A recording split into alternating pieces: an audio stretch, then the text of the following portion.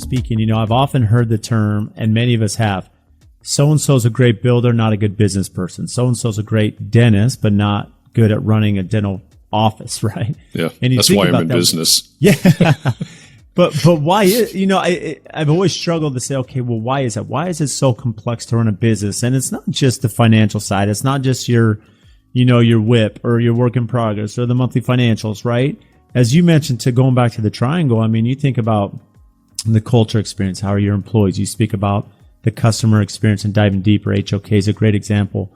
And then, of course, the online business development sales aspect. But it really got me thinking because, when you start asking and probing, how can I know my client better than everybody else? How can I dive deeper? How can I find out more? You think about just your baseball analogy. I mean, old Yankee Stadium, when they were rebuilding Yankee Stadium, and the original one, and it has the lore, it's, Yankee lore and stuff. But they looked at this and said, look, we got to change the client experience. We build a new Yankee Stadium, and, the seats are different, and the amenities are better, and the restaurants are better, and the food and the whole experience and how it's open and flows. And it creates, and this is exactly what you're speaking of. They understood what the fan was asking for, the corporation or the business that's actually spending the money to attend these live events.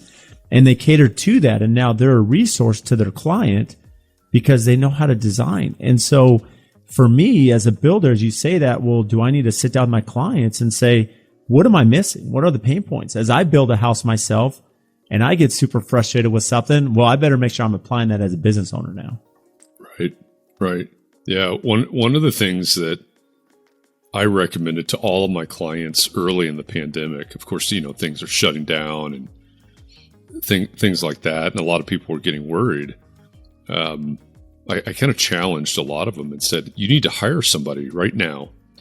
And most of them are looking at me like I have three heads at that point. It's like, hey, we're laying people off, not wanting to hire people. But I said, you need to hire someone whose singular job is to spend 40 hours a week talking to your current clients, your prospective clients, and your recent past clients. And it's not a sales job. It is a job where they talk to these people and they say, hey, listen, I know this is a crazy time, right?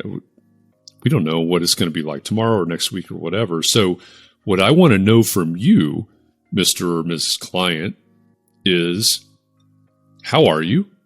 How are things going for you? What's changing for you?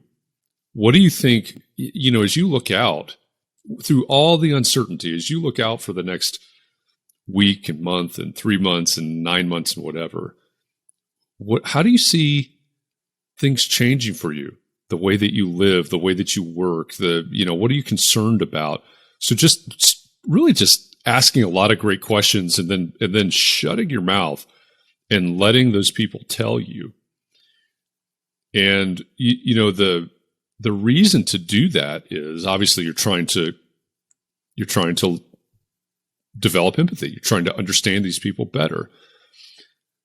But for those out there that were pushing back on this idea, the reality of this is that if you have this person that's asking, excuse me, if you have this person that's asking these questions and then is actively listening to the answers, then they can go back to the marketing team and give them all the language you need, all the copy you need for your marketing and your sales and things like that. And then they can go to the business development team or the sales team and say, here's what I just heard, right? Here's what's coming up. And so this person is doing three things. They're getting to understand the clients better. They're prepping and setting the marketing team up for success. And they're prepping and they're setting the business development team up for success all at the same time. And it's anybody that's going to go to that level of understanding of their clients, they're going to be head and shoulders beyond anybody else, any of their competition. What are they going to hear from homeowners? Well, in our situation at our house, we live in a little old historic house just outside of downtown Indianapolis. This house was not designed for 4 adult-sized people to live and work and study 24 hours a day, 7 days a week, right? But what's our reality? I was joking earlier. I've been sitting in this chair for 15 months, right? I'm in this chair because my wife took my office, right, when she came home from her office.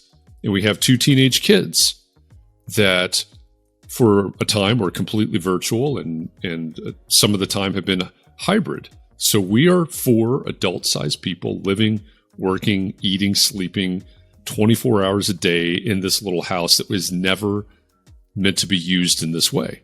So what's that going to tell us, right? Well, we can think about how things are designed. We can think about how things are built, because a lot of this, sure, some things will go back. A lot of things won't, right? At this point, our prospects are, I'll probably start to travel more again at some point, but my wife has no expected return to the office date. She may be virtual for the rest of her career at this point, the way it looks. So what does that mean? Right? What does that mean in terms of how you're building things and how you're designing things? And if you're asking those questions and you're paying attention and you're listening, how does that set you apart? Right? Oh man, I just talked to Brad and his team and they totally get it. They had this suggestion, which would make it easier for us to work, and this suggestion, which keeps the kids from killing each other during the Zoom calls, and stuff like that. You become the one that's differentiated and more relevant because you're completely plugged into them in the moment. And that's really important.